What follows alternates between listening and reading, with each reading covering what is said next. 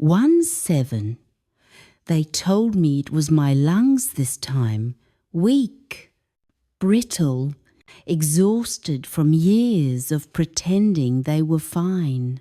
The nurse said, chronic obstructive pulmonary disease, and I nodded like I understood. But really, I was just embarrassed that it had come to this, embarrassed that I had done it to myself. I used to say I didn't smoke, not really, just socially, just sometimes, just to calm down. Every smoker has a word that keeps them safe. Just. I built an entire life around that word. My name is Helen. I'm 75, and I have been coughing for 20 years. Not a sharp cough, not the kind that alarms people. No, mine was soft, like an old secret clearing its throat. I used to hide it with a napkin, a sip of tea, a polite laugh. That's how it begins, quiet, manageable, deniable, until one day it isn't. I started smoking in my 20s. Everyone did. Back then it was glamour, not danger. I saw it in the movies. Women with red lipstick and long cigarettes, exhaling like they were releasing poetry. I wanted to be like that mysterious, composed, untouchable. I told myself it made me look grown up, powerful. I didn't realize I was inhaling my future one drag at a time. When I met my husband, Jack, he smoked too. We used to sit on the porch after dinner, sharing a cigarette and talking about everything: dreams, travel, life. The smoke curled between us like a secret language. After the kids came, I stopped for a while. I tried, at least, but life gets heavy, doesn't it? The bills, the arguments, the noise. The cigarettes came back quietly, like old friends who knew where I hid the matches. I told myself it was stress relief, that I deserved it, that it helped me think. When Jack died suddenly, he heart attack at 60. I told myself I needed it. One cigarette turned into 2, then a pack, then a ritual. I'd sit by the window at night, the house dark except for that small orange glow, and think, this is all I have left. Smoking became my companion, my silence, my prayer. The cough began not long after that. Small at first, manageable, then the breathlessness came. Stairs became mountains. Laughing became labor. My daughter begged me to stop.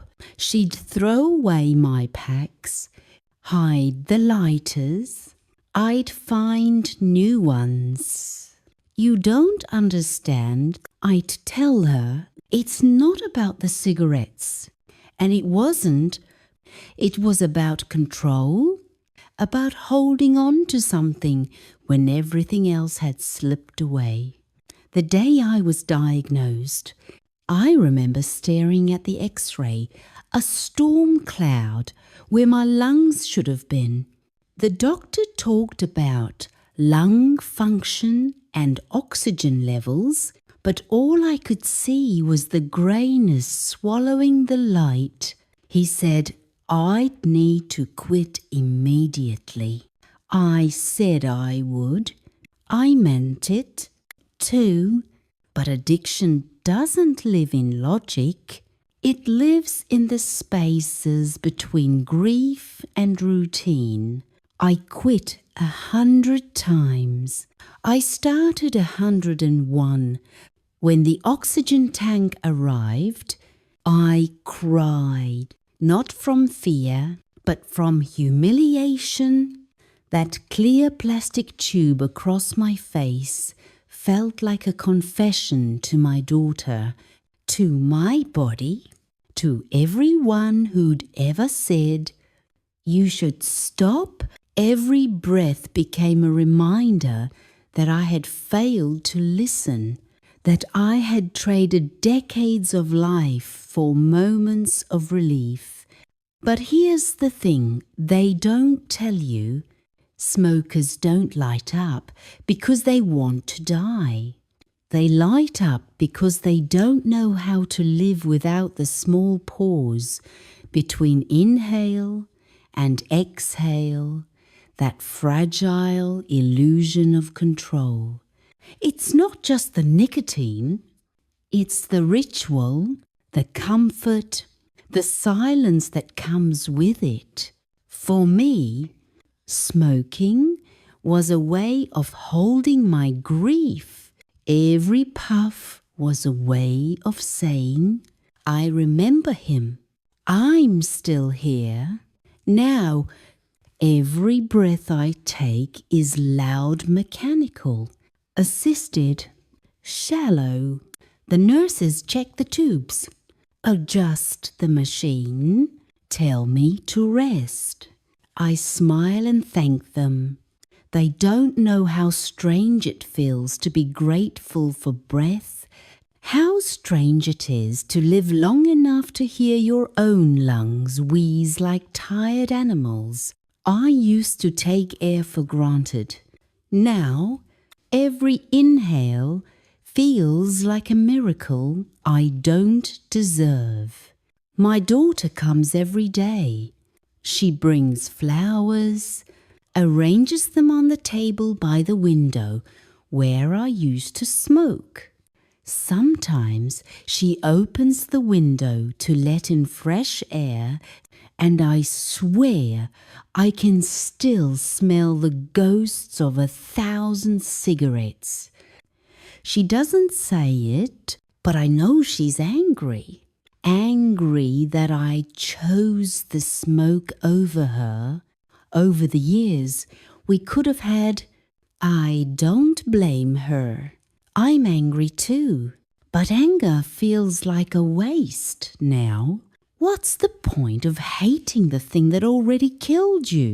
I still dream of smoke sometimes. Not the choking kind, soft silver, endless. In the dream, I'm young again. Standing on that porch with Jack, we're laughing. The sky is pink with evening light. I take a drag, exhale, and the air doesn't hurt. Everything feels whole again. I wake up coughing, gasping, reaching for the machine. The dream fades, but the ache lingers not in my chest, but in the space where he used to be. If you're listening to this and you smoke, please stop before your breath starts sounding like mine. Don't wait for the pain, for the tests, for the quiet apology that comes too late. Don't call it just. There is no just when it comes to poison. You may think it's helping you cope, but all it's doing is stealing your tomorrow in small, polite doses. And if you love someone who smokes, don't shame them. Shame never heals anyone. Sit with them, Ask them what hurts so much they need to burn it, to breathe. Because that's what smoking really is. Grief, loneliness, anxiety turned into ritual. You can't cure it with lectures, only with compassion. These days, I sit by that same window. No cigarettes, just oxygen. The light still comes in at sunset, soft and forgiving. I like to think the world forgives, even when the body doesn't. I've learnt that healing isn't always about recovery. Sometimes it's about reckoning. I can't fix what I've done, but I can speak it out loud. I can leave behind a voice that says, "Don't do what I did." Don't mistake relief for peace. When the nurse turns off the light at night, I listen to my own breathing slow, uneven, alive, and I whisper to the air, "Thank you for staying, for waiting, for letting me keep this one small mercy a little longer." So if you're listening, take a deep breath. Feel how easy it still is. That's something worth protecting. Don't trade it for smoke.